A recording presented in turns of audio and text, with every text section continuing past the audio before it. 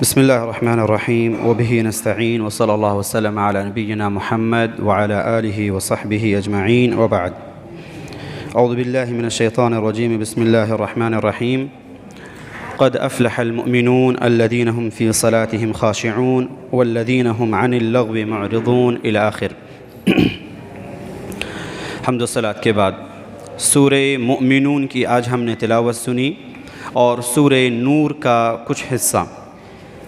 اللہ تعالی ہماری طرف سے اس حاضری کو قبول فرمائے، ہمارے اس قیام کو قبول فرمائے، ہماری بشری لغزشوں کو اللہ تعالی معاف فرمائے، اللہم آمین. کل بات رہ گئی تھی سورہ حج کے تعلق سے. ابتدائی آیات کے اندر اللہ رب العالمین نے قیامت کی ہولناکی اور اس کی سختی کا ذکر کیا ہے. اللہ تعالیٰ فرماتا ہے یا ایھا الناس اتقوا ربکم ان زلزلۃ الساعۃ شیء عظیم، کہ اے لوگو اپنے رب سے ڈرو، یقیناً قیامت سے پہلے کا جو زلزلہ ہوگا بڑا ہی عظیم چیز ہوگی، اتنا عظیم ہوگا، اتنا ہولناک ہوگا. ایک دنیا کے اندر ایک ماں کے لیے اس کا بچہ سب سے محبوب ہے. ایک دنیا میں اس کے لیے، ایک ماں کے لیے اس کا بچہ اس سے پسندیدہ چیز یا اس سے محبت والی چیز دنیا میں اور کچھ نہیں ہے. لیکن سختی اتنی ہوگی کہ ایک ماں اپنے دودھ پیتے بچے کو بھول جائے گی کہ میرا بچہ میرے چھاتی سے دودھ پی رہا ہے، اتنی محبت والی چیز. لیکن اس ہولناکی سے وہ اپنے بچے کو بھی بھول جائے گی. اس ہولناکی کے مارے حمل والے اونٹ یا جانور اپنا حمل گرا دیں گے اور اس سختی کی وجہ سے وہ تاب نہ لا سکیں گے. اللہ تعالیٰ نے کہا اس سے پہلے آپ اپنے اعمال کا ٹھیک ٹھاک کر لیں، اپنے اعمال کو درست کر لیں، چونکہ اس وقت کا مرحلہ بڑا خطرناک ہوگا. اس وقت کی کیفیت ایک انسان اگر سوچے، قرآن کریم میں کئی ایک جگہوں پر آپ کو ملے گا. اذا السماء انفطرت، اذا الشمس كورت، عبس وتولى. اسی طریقے سے والنازعات، سورہ نبأ عما يتساءلون، اذا السماء انشقت، اور سورہ فجر کے اندر والفجر وليال عشر کے آخری، یا اس طرح سے اور دوسرے آیتوں کے اندر دوسرے صورتوں میں باقاعدہ اللہ تعالیٰ نے اس کو منظر کھینچا ہے. ایسا لگے گا آپ پڑھیں تو آپ کے سامنے پوری اسکرین نظر آئے گی کہ اللہ تعالیٰ آپ کو دکھائے گا کہ کیسے کیسے. آپ خود سوچئے، ایک تصور میں اللہ تعالیٰ کہتا ہے کہ وَيَوْمَ نُسَيِّرُ الْجِبَالَ وَتَرَى الْأَرْضَ حَامِدًا. پہاڑ کی حیثیت دیکھتے ہیں آپ. ان کو اللہ تعالیٰ نے کہا وَجَعَلْنَا الْجِبَالَ أَوْتَادًا. ہم نے جیسے کوئی چیز ہلنے والی ہوتی ہے اسے ٹھہرانے کے لیے کیل ٹھونکتے ہیں. اللہ تعالیٰ نے کہا زمین ہل رہی تھی، ہم نے پہاڑوں کے ذریعے سے کیل ٹھونک کر کے زمین کو ہلنے سے روک کر کے رکھا. لیکن یہی پہاڑ اگر روئی کی طرح سے اڑنے لگے تو آپ خود اس وقت کا تصور یاد کریں، واقعی میں بڑا ہولناک ہوگا. اللہ تعالیٰ کہتا ہے وَيَوْمَ نُسَيِّرُ الْجِبَالَ وَتَرَى الْأَرْضَ حَامِدًا. کبھی دھوپ جب شروع میں آ رہی ہو صبح تو اس وقت دھوپ کے اندر کچھ کنکر یا اس طرح کے کچھ باریک ذرے نظر آتے ہوں گے. اللہ تعالیٰ کہتا یہ پہاڑ ایسے ہی ریزے ہو کر کے اڑتے پھریں گے. واقعی بڑا خطرناک مرحلہ ہو. اس کے لیے اللہ تعالیٰ نے کہا کہ اس سے پہلے ایک انسان اپنے اعمال کو ٹھیک کرے اور اس وقت پانے کی امید نہ کرے، بلکہ اس سے پہلے ہی اپنی حفاظت کے لیے کوششیں کرے. اس کے بعد اللہ تعالیٰ نے انسان کیسے کیسے پیدا ہوتا ہے اس کا ایک نقشہ کھینچا. اللہ تعالیٰ نے کہا کہ تم لوگوں کو شک ہے کہ اللہ تعالیٰ دوبارہ قیامت کے دن اٹھائے گا. اس سے پہلے اللہ تعالیٰ نے تم کو وجود دیا. ان مراحل کو یاد رکھے ایک انسان. سب سے پہلے اللہ تعالیٰ نے کہا کہ تم کو اللہ تعالیٰ نے پہلے مٹی سے پیدا کیا. مٹی سے آدم علیہ السلام وہ ایک مرحلہ تھا. اس کے بعد نطفے سے، پانی سے اللہ تعالیٰ نے ہر جاندار چیز کو پیدا کیا. اللہ تعالیٰ یہ مراحل تفصیل وار تو نہیں، لیکن حدیث میں نبی علیہ السلام نے فرمایا کہ تم میں سے ہر شخص اپنے ماں کے پیٹ میں 40 دنوں تک نطفے کی شکل میں رہتا ہے. اس کے بعد دوسرا مرحلہ 40 دنوں تک جمع ہوا خون کی شکل میں ہوتا ہے. پھر تیسرا مرحلہ 40 دنوں تک وہ گوشت کا ایک ٹکڑا ہوتا ہے اور اس کی دو صورت ہوتی ہے جس کا اللہ نے یہاں ذکر کیا، مخلقہ و غیر مخلقہ. چگم چبائیں ہیں آپ لوگ، سیم کیفیت ہوتی ہے اس شکل کی جو اللہ تعالیٰ نے مضغہ کہا ہے، ما یضغت من الاسنان. جو زبان سے ایک انسان چبا چبا کر کے سائڈ میں رکھ دے، اس کی یہی کیفیت ہوتی ہے جو گوشت جمع ہوا خون کی گوشت جمے ہوئے حصے کے شکل میں ہوتا ہے۔ کبھی کبھار اس میں بعض ایسا ہوتا ہے کہ اللہ تعالیٰ اس کے اندر شکلیں الگ کرنا شروع کر دیتا ہے، کبھی چہرہ نظر آئے گا، کبھی ہاتھ پیر، یا اس طرح سے کبھی باڈی یا اس طرح کے دوسرے اعضاء کبھی بنتے ہیں کسی کسی کے اور کسی کسی کے نہیں بنتے ہیں۔ اسی کو اللہ نے کہا مخلقہ، کسی کی تصویر ہوتی ہے، وہ غیر مخلقہ اور کسی کی تصویر نہیں ہوتی ہے۔ لیکن اللہ تعالیٰ یہ 40 دنوں کے بعد یہاں اللہ تعالیٰ اس کو اکٹھا رکھتا ہے اور اس کی حفاظت کرتا ہے۔ سورہ مومنون جو آج ہم نے پڑھے، اللہ تعالیٰ نے کہا کہ اس 40 دن کے بعد اس کے اندر روح پھونکی جاتی ہے فرشتہ بھیج کر کے، اور اس کے بعد وہ شکل اختیار کرنے لگتا ہے۔ گوشت سے ہڈی بنتے ہوئے دیکھے ہیں، وہ اللہ تعالیٰ ہے، خالق ہے، مصور، جو گوشت سے ہڈی بناتا ہے اور پھر ہڈی میں گوشت چڑھاتا ہے۔ فَكَسَوْنَا الْعِظَامَ لَحْمًا، وہ ہڈی کے اندر گوشت چڑھاتا ہے۔ یعنی کوئی انسان اگر کمزور ہے، اپنے موٹا ہونے کے لیے دعا کرنا چاہے تو اس ذات کی طرف جائے جو ہڈی میں گوشت اور اس کے اندر گودا بھرنے والی ذات ہے، وہ ہے اللہ رب العالمین۔ وہاں آپ اپنی شکایتیں کریں، وہ آپ کو ناکام واپس نہیں کرے گا۔ تو یہ انسان کے تخلیق کے مراحل تھے۔ اس کے بعد اللہ تعالیٰ نے کہا کہ کچھ ایسے ہوتے ہیں جو پیدا ہونے کے بعد جوانی تک پہنچتے ہیں، جوانی سے کچھ لوگ بڑھاپے تک پہنچتے اور کچھ لوگ اس سے پہلے ہی اس دنیا سے چلے جاتے ہیں۔ بڑھاپے کی عمر میں 2 صورتیں ہوتی ہیں، ایک جس میں ایک انسان کو ہوش و حواس باقی رہتا ہے، دوسرے کا محتاج نہیں ہوتا ہے، اور کچھ ایسے ہوتے ہیں جو دوسروں کے محتاج ہوتے ہیں۔ نبی علیہ الصلوۃ والسلام اکثر اس دعا سے اس مرحلے سے اس اسٹیپ سے پناہ مانگتے تھے کہ اے اللہ مجھے اس عمر میں نہ پہنچا کہ میں دوسروں کا محتاج ہو جاؤں۔ اسی کو ارذل العمر کہا گیا ہے، عمر کے اندر سب سے گھٹیا درجہ، جس میں ایک انسان بھولتا بھی ہے اور دوسروں کے اپنی ضروریات کے لیے دوسروں کا محتاج ہوتا ہے۔ تو اللہ تعالیٰ نے اس طرح سے ایک انسان کی زندگی بتائی کہ کیسے کیسے ایک انسان کے پاس آتا ہے۔ مثال دی اللہ تعالیٰ نے کہ یہ ختم ہونے کے بعد اللہ تعالیٰ دوبارہ جیسے ایک ہریالی زمین سے پیدا کرتا ہے، اللہ تعالیٰ آپ کو بھی اسی طریقے سے دوبارہ قیامت کے دن اٹھائے گا، لہٰذا وہ ہر چیز پر قادر ہے۔ جو ذات آپ کو وجود سے پہلے پیدا کرنے پر قادر ہے تو کیا دوبارہ پیدا کرنے پر قادر نہیں ہوگی؟ یقینی طور پر بدرجہ اولا وہ ذات ہوگی۔ تو اس طرح سے انسان کی تخلیق اور اس کے مراحل کا یہاں ذکر ہوا۔ آگے جا کر کے اللہ تعالیٰ نے حج کے، چونکہ سورہ حج ہے، حج کے تعلق سے ذکر کیا۔ آپ میں سے کتنے لوگوں نے ارادہ کیا حج کا؟ نہیں کیے ہیں تو آج کر لیں آپ لوگ، چونکہ حج ایک انسان کے لیے یہ وہ آواز ہے جو ایک انسان کو اللہ تعالیٰ خاص لوگوں کو سناتا ہے۔ کیا آپ نہیں چاہتے کہ وہ آواز آپ بھی سنیں اور لبیک کہتے ہوئے اس جگہ پر پہنچیں؟ لبیک ایک حاجی یا عمرہ کرنے والا کہتا ہے، کیوں؟ خانہ کعبہ اللہ تعالیٰ نے جب ابراہیم علیہ الصلوۃ والسلام کے ذریعے سے بنوایا اور ان سے کہا اذن فی الناس بالحج، لوگوں میں حج کا اعلان کر دو، لوگ دور دور دراز علاقوں سے وہ تمہارے طرف بالکل سکڑتے ہوئے آ جائیں گے اور تمہارے طرف کھینچے چلے آئیں گے، کچھ لوگ سوار ہو کر کے، کچھ پیدل، لیکن تمہارے طرف چل کر کے آئیں گے۔ ابراہیم علیہ السلام نے کہا اللہ کہاں کہاں تک میں آواز پہنچاؤں گا؟ کہا تمہارا کام ہے آواز لگانا، پہنچانا میرا کام ہے۔ جب ایک انسان اس مقام پر پہنچتا ہے، میقات پہ احرام پہنتا ہے اور جو آواز لگاتا ہے لبیک کہ اے اللہ میں حاضر ہو گیا، جو اس وقت تو نے آواز دی تھی آج میں اس کے اوپر جواب کہتے ہوئے، آپ پریزنٹ کہتے ہیں نا، حاضری دیتے ہوئے، یہ سیم لفظ ہے لبیک کہ آپ اللہ کو کہتے ہیں اللہ میں حاضر ہوں جو تو نے اس وقت آواز لگائی تھی۔ تو نہیں چاہتے ہیں کہ یہ آواز کے ساتھ وہاں فیل کریں اور اللہ تعالیٰ کے سامنے روئیں، گڑ گڑائیں کہ ایک صدیوں پرانی آواز، لیکن آج اللہ تعالیٰ آپ کو سنا رہا ہے اور وہ موقع دے رہا ہے۔ یقینی طور پر اس کا کم از کم ارادہ ہونا چاہیے اور اس کے لیے کوششیں ہونی چاہیے۔ اللہ تعالیٰ سبھی کو توفیق دے، آمین۔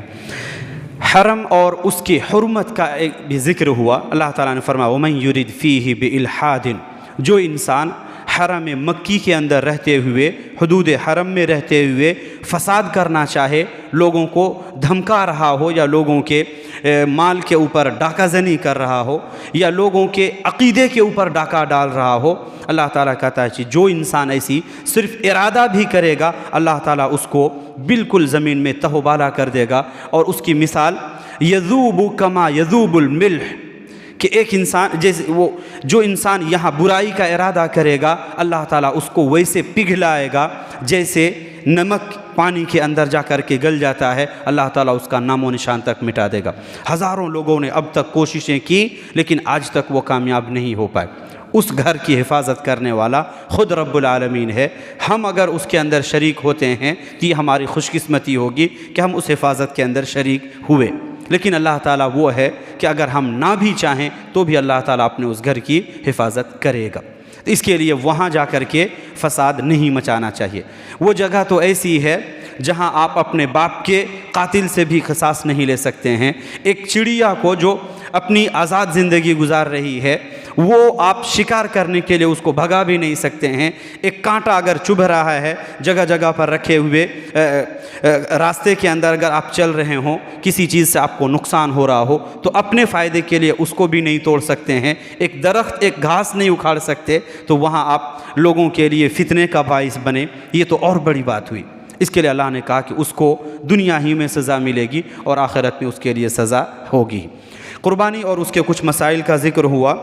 دراصل اس کے اندر اللہ تعالیٰ نے اخلاص کا ذکر کیا کہ آپ کی نیت جتنی سچی ہوگی، آپ کا من جتنا صاف ہوگا، اللہ تعالیٰ اسی حساب سے آپ کو بدلہ دے گا، کیونکہ اللہ تک نہ آپ کے اس جانور کا خون پہنچے گا اور نہ گوشت پہنچے گا۔ جو آپ سوچتے ہیں یہ نیت آپ کی اللہ رب العالمین تک پہنچے گی۔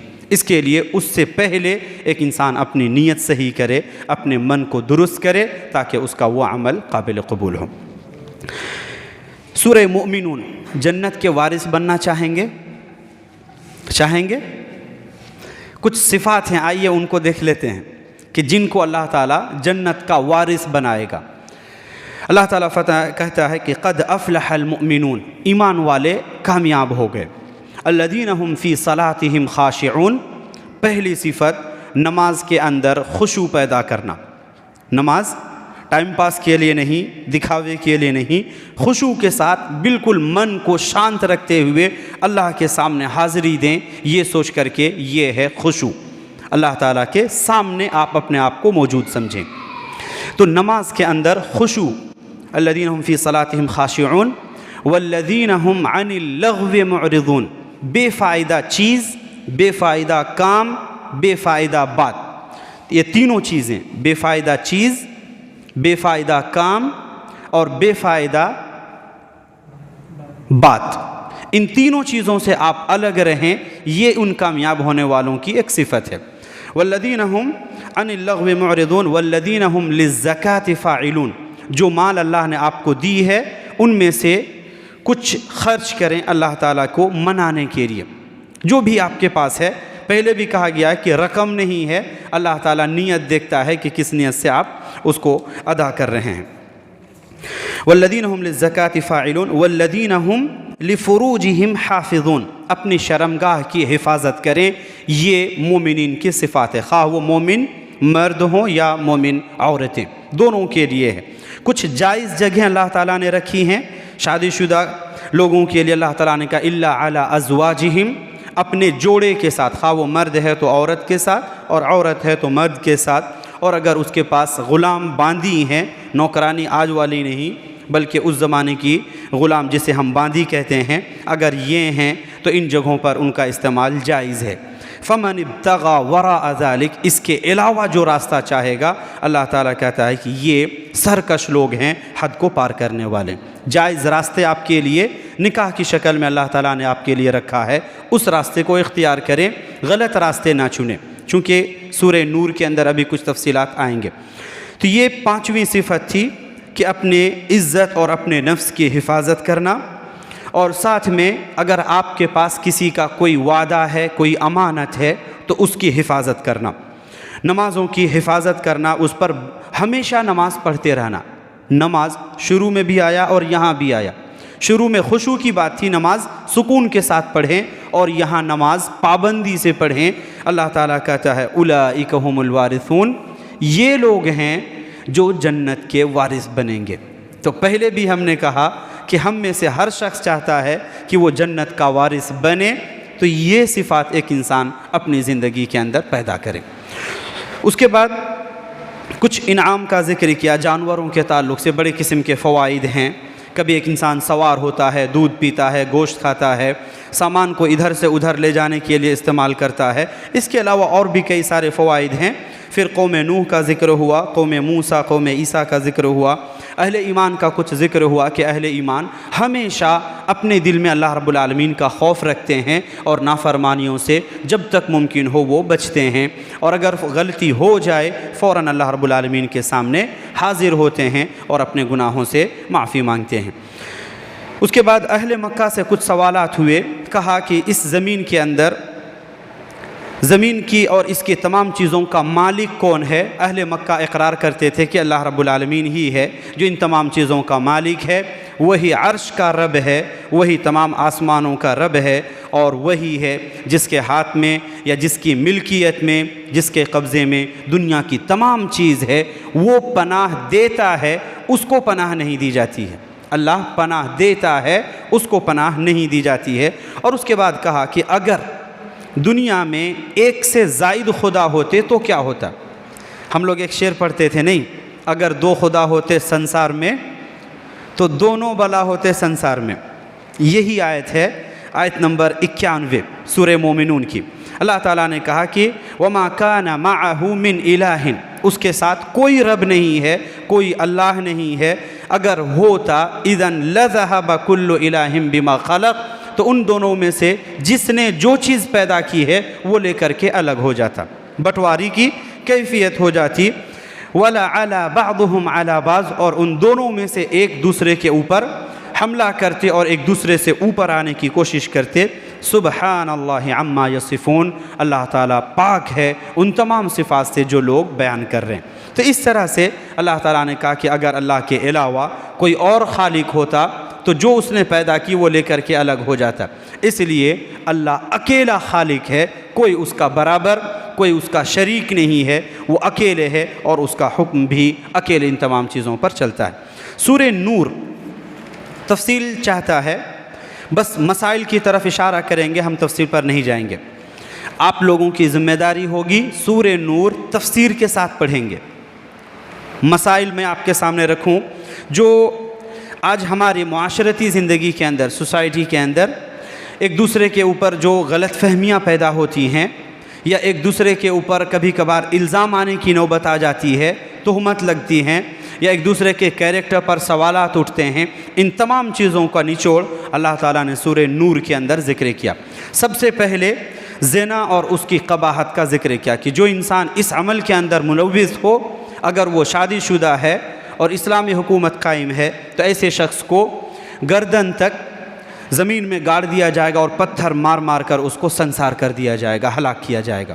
اور اگر غیر شادی شدہ ہیں تو مرد ہوں یا عورت دونوں کو 100 کوڑے لگائے جائیں گے، یہ سزا ہے۔ دوسرا مرحلہ اسی کے اندر آیا کہ یہ جب ثابت ہو گیا، دوسرا مرحلہ آیا کہ اگر ثابت نہیں ہوا، اگر ثابت نہیں ہوا، اللہ تعالیٰ نے کہا ثابت کرنے کے لیے 4 عینی گواہ ہونے ضروری ہیں کہ جنہوں نے اپنی آنکھ سے وہ غلطی دونوں کو کرتے ہوئے دیکھیں۔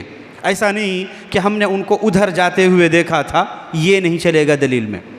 گواہی آپ دے رہے ہیں، آپ کی وجہ سے کسی کی عزت داؤں پر لگ رہی ہے یا کسی کی زندگی داؤں پر لگ رہی ہے، آپ ایسے کیسے کہہ دیں گے کہ شاید ایسا میں ادھر جاتے ہوئے دیکھا یا دونوں ایک ساتھ تھے مارکیٹ کے اندر دونوں ساتھ، یہ نہیں چلے گا۔ آپ نے خود اپنی آنکھوں سے دیکھا ہو تب آپ گواہی دینے کے حقدار بنیں گے، اور ایک نہیں 4 گواہ ہونے ضروری ہیں۔ اگر کوئی ثابت نہیں کر پائے تو ان کی سزا یہ ہے کہ وہ الزام لگانے کے مرتکب ہوں گے اور ان پر 80 کوڑے لگائے جائیں گے، چونکہ آپ نے معاشرے کا ماحول خراب کیا ہے، سکون آپ نے داغدار کیا ہے، اس کے لیے آپ کی سزا یہی ہوگی۔ کبھی کبھار یہ نوبت میاں بیوی دونوں کے درمیان آ جاتی ہے، اس کے لیے اللہ تعالیٰ نے لعان کا ذکر کیا کہ اب ان دونوں کے پاس، کسی کے پاس ایک سے زائد گواہ نہیں ہیں۔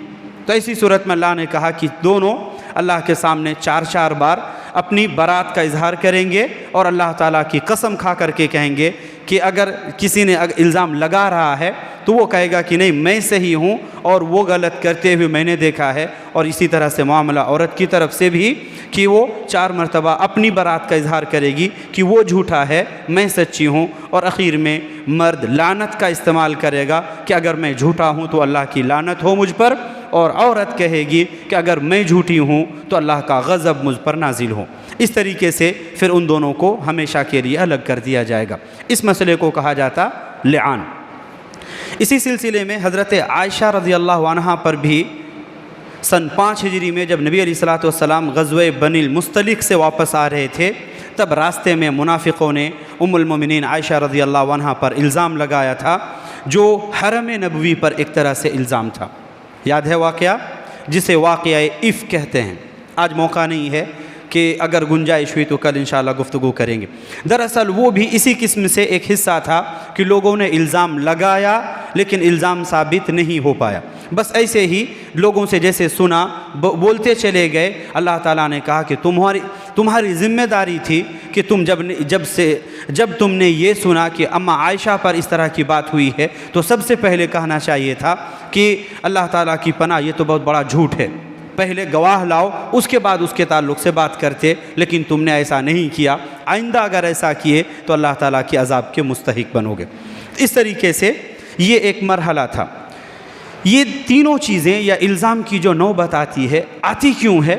جب آپ کا آنا جانا کہیں پر زیادہ ہوتا ہے، یہی ہوتا ہے۔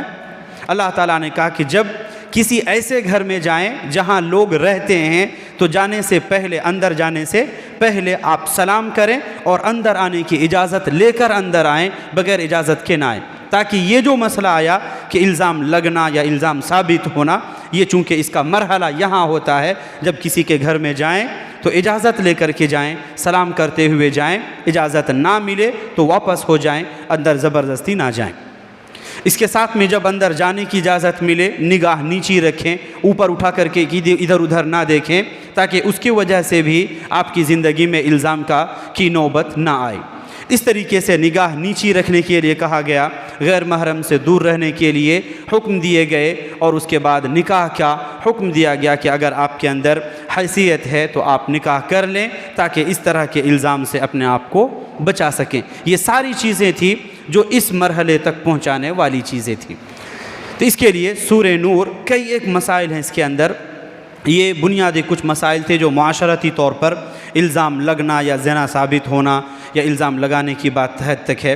تو یہ اس طرح کے کچھ تفصیلات ہیں، باقی دیگر تفصیلات آپ تمام لوگ اس کو یہ بڑی موقع دے کر کے اس کو پڑھیں اور سمجھ کر کے پڑھیں۔ یقینی طور پر کئی ایک ایسے بھی مسائل ہیں جس کی ابھی فی الحال موقع کی تفصیل کی گنجائش نہیں ہے۔ اللہ تعالیٰ سے دعا کریں وہ ہم تمام لوگوں کو دین کی صحیح سمجھ عطا فرمائے۔ کل 4 لوگوں کا میں نے ذکر کیا تھا جنہوں نے پوری دنیا پر تقریباً حکومت کیا تھا۔ 2 مسلمان جن کی تفصیل آ چکی تھی، حضرت سلیمان اور ذوالقرنین۔